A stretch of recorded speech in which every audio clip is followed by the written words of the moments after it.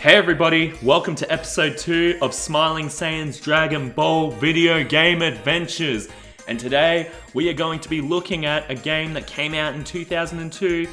Ironically enough, this is actually the second ever Dragon Ball Z game I've ever played. So I'm unintentionally going in order of all the games I played, but this one will be Dragon Ball Z, The Legacy of Goku on Game Boy Advance. So for those of you that don't know, it's pretty much an action/adventure RPG game based on Dragon Ball Z. Now, Legacy of Goku was also a series, so there's 3. There's Legacy of Goku 1, Legacy of Goku 2, and then the third one is called Buu's Fury. So, for now, we're going to look at Dragon Ball Z, The Legacy of Goku. Now, this one, I kind of think of now these days as Dragon Ball Z Kakarot's great ancestor. And so, this game was designed in the West and everything, which is really cool. And a little fun tidbit here is the package cover with Super Saiyan Goku doing the Kamehameha. It's actually an original illustration commissioned by Toei. So it was specifically for this game, which is awesome. And so now we're going to go on with this. So this game came out in 2002 and it is the main reason why I ended up getting a Game Boy Advance as a kid. And so in this game, you looked at the Saiyan saga and you went through the Namek saga to the end of the Frieza fight when you go Super Saiyan. And obviously in this game, you play as Goku. And my memories, like, you know, you're at Master Roshi's house and you have to go find his porno mags on his island and that and bring them back to him. And then Raditz comes along, kidnaps Gohan, and then you're all like, Gohan, no! And then Piccolo's like, you're too weak to stop him on your own. Let me help you, Goku, so I can continue world domination and all that stuff.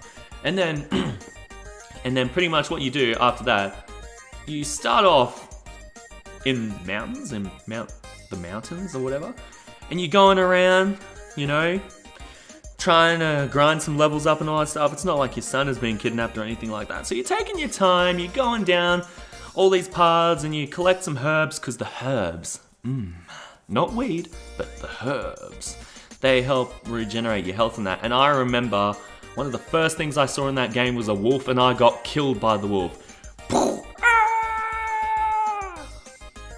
And so you gotta go around and do all of these little quests, side quests. You know, you help this wizard man find his black cat, and then you help this family find their lost child, and it's like, oh my god, thank you for finding my lost child. And then Goku's like, yeah, I know what it's like to lose my child too. And then you know, you help this other boy who lost his boat, and you bring it back to him. Like, you know, you've just, you know, it's like, I've lost my own freaking son, let me go find it.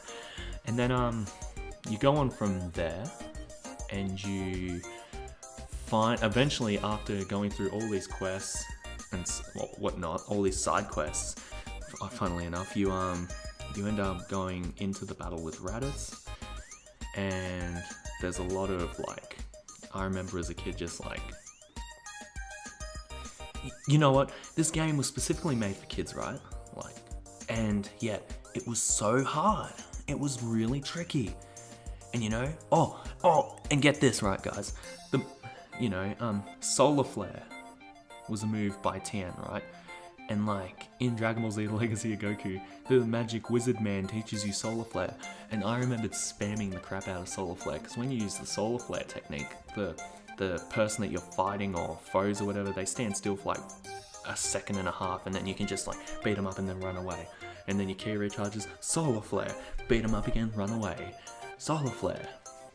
And yeah, and then I remember having a lot of fun with Snake Way, and then when you fall off, and then you gotta do all kinds of other little things in hell, and like I thought it was a bit tedious in that. But yeah, my memories of Dragon Ball Z Legacy of Goku, it was a very hard game, but I love Dragon Ball that much. Even as a kid, I was stubborn until the end, and I was like, I am going to defeat this game no matter what.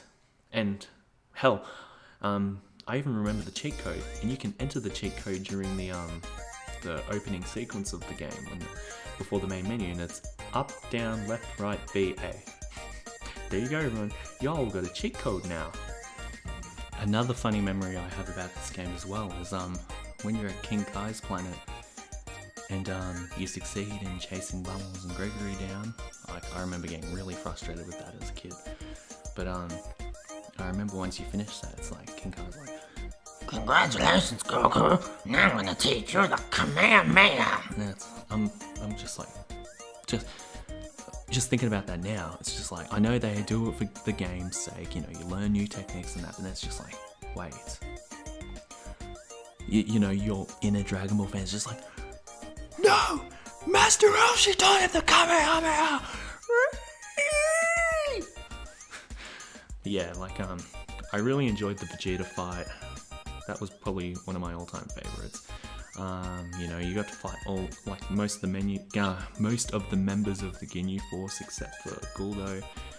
And then, when you get to fight Frieza, instead of it being like in the anime, where you arrive as Goku and you're fighting against Final Form Frieza, like, you actually fight through all the forms progressively. And that is insanely crazy. And then, you know, you get to the Super Saiyan transformation, and I remember you had a few save slots, and I remember purposely saving before the Vegeta fight, and before transforming into a Super Saiyan against Frieza, because those are my absolute favourite parts of that game. But as we know, the sequels are a huge upgrade from this game, but yeah, we'll have to talk about those games another time here at Smiling Saiyan's Dragon Ball Video Game Adventures. For now, guys, I'm gonna get going.